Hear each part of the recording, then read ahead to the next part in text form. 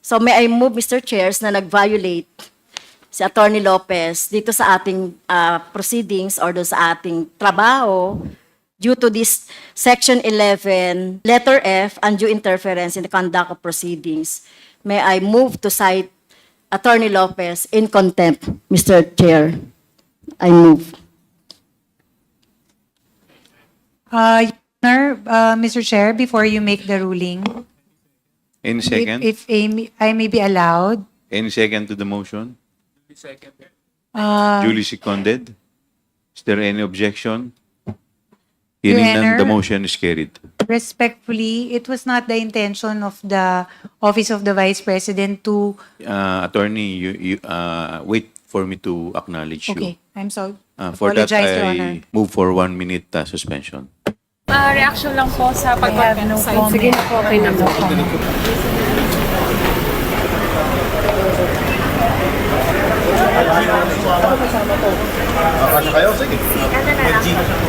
Habol ako. Habol ako. Tayo po, ginagawa lang natin yung trabaho natin. So naintindihan po natin yun, di ba, attorney? Yes, ma'am, we Okay. understand. Dito sa letter, alam nyo, parehas talaga kami ng line of thought ni ni General Acop Representative Acop, yung mga tanong niya, natatanong niya na dito sa letter na ito. Except for doon sa binanggit yung pangalan ko. Okay, so ito no, doon sa fourth, in-emphasize pa, Madam Chair, Mr. Chair, for the sake of exposure. Ang tanong ko lang kay Attorney Lopez, Mr. Chair, napapanood niyo po ba ako or nasusubaybayan niyo po ba yung mga nire-raise ng representasyong ito sa mga budget hearing? Hindi po lahat, pero may mga instances, Yes. Your Honor, Mr. Chair. So nasusubaybayan niyo po ba yung posisyon ng Makabayan Black sa confidential funds? Yes, Your Honor. Ano po yun, kung alam niyo? That certain agencies should only be given, should only be allotted confidential funds. Not all agencies. Am No. I right? I'm sorry. Medyo kulang. So, ang posisyon po ng Makabayan dyan, pati ng kinatawang ito, ay i-abolish talaga ang confidential funds. Dahil, eto na nga, no? This is it. Nakikita na natin kung paano nagagamit, no? O paano siya nami-misuse. Based naman dito sa mga nakikita na natin. Okay, so sinasabi ni Attorney Lopez, Mr. Chair, for the sake of exposure. So ano po yung ibig sabihin nun? Bakit parang in-emphasize nyo pa na ako ay ni-raise ko itong confidential fund for the raise of exposure? Anong tingin nyo mapapala ko na i-raise ko to for the sake of exposure? Respectfully, Your Honor, Mr. Chair, may I be recognized? You're recognized, Attorney Lopez. Thank you, Sir Chua. Ma'am, as mentioned earlier, the letter that we have submitted is a mere request to the Commission on Audit. Yeah. It is a simple statement of our position, given that there is a ongoing audit investigation on the confidential funds. No, you are not responsive, Mr. Chair, Okay. doon sa tanong ko. So, anong mapapala ko lang doon sa sinasabi nyo na, at in-emphasize nyo pa for the sake of exposure. No? The only purpose mentioned is to expose to the public the use of confidential funds. So, the only purpose ay, expose ko lang yan?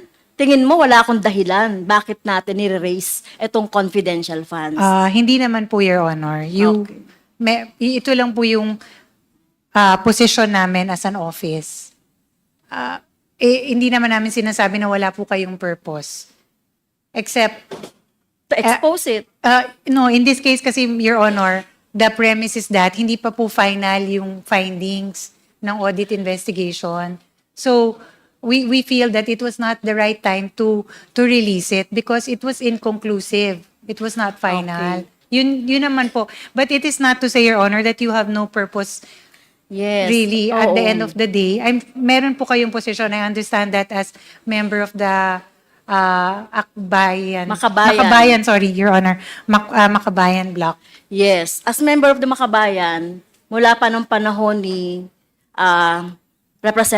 former representative sa Turo Ocampo, against na kami sa mga confidential funds.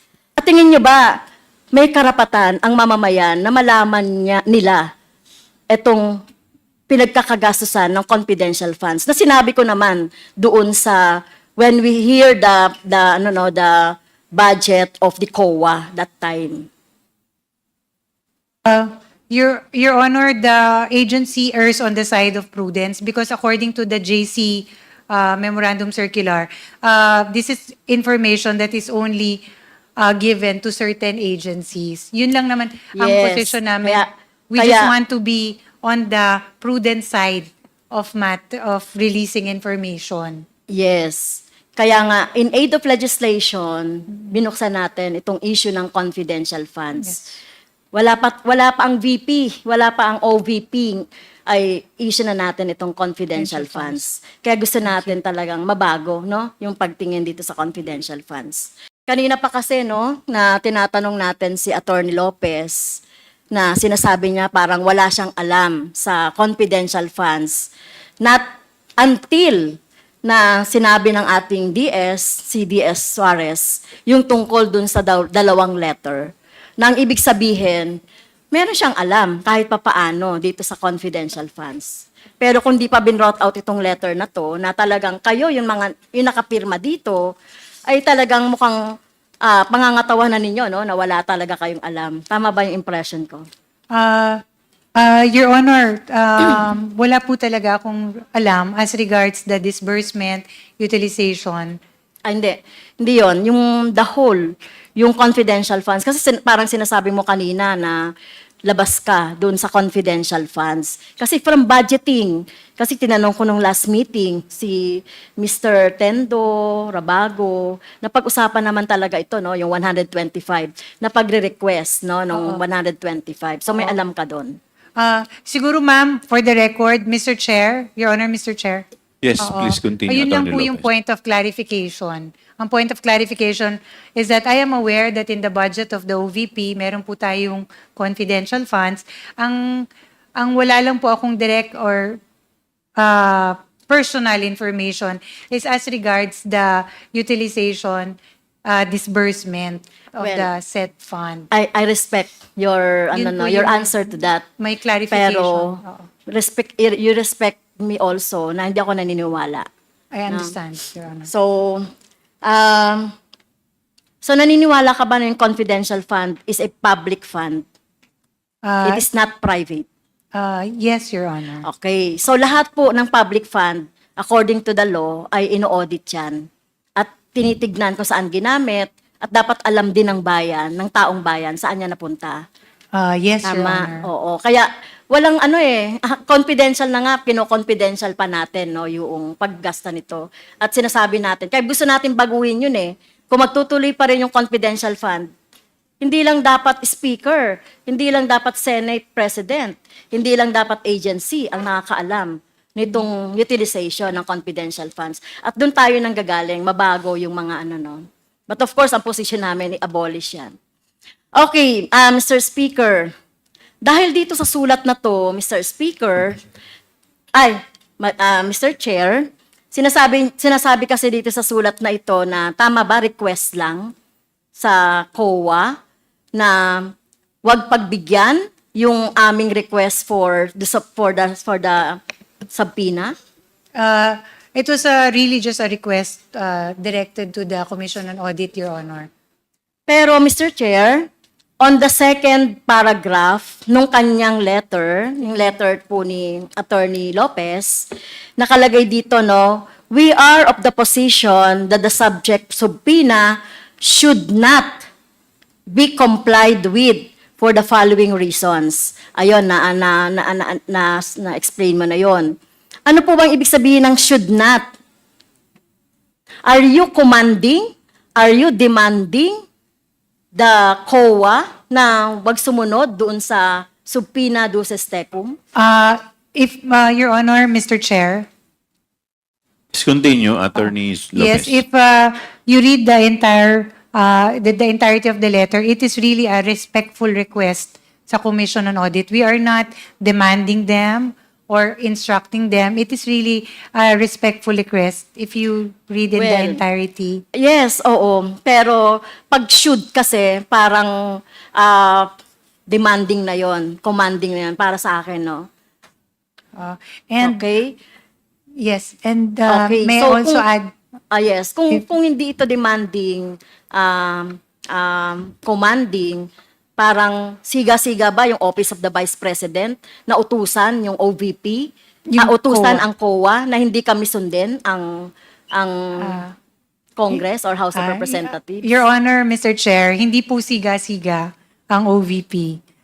It is really just a respectful request, Your Honor, for them to consider our position.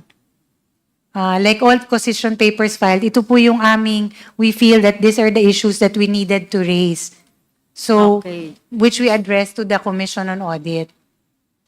Okay. So kanina, Mr. Chair, no, binanggit na ng ating mga colleagues yung mga dahilan, no, kung bakit mali ang paniniwala ng Office of the Vice President, kung bakit we are holding a hearing in aid of legislation dahil sabi nila wala pa daw batas o wala pa daw panukalang batas. So kaya nga tayo nag-hear ng, 'di ba? Malinaw naman na 'yan. Pero dito sa letter na ito, Mr. Chair, may plano talaga ang Office of the Vice President na mag-interfere doon sa ating conduct ng ating proceedings. Dahil dito, Mr. Chair, at I'm sorry, Attorney Lopez, no, dahil ikaw yung nakapirma dito, and according to our rule, one of the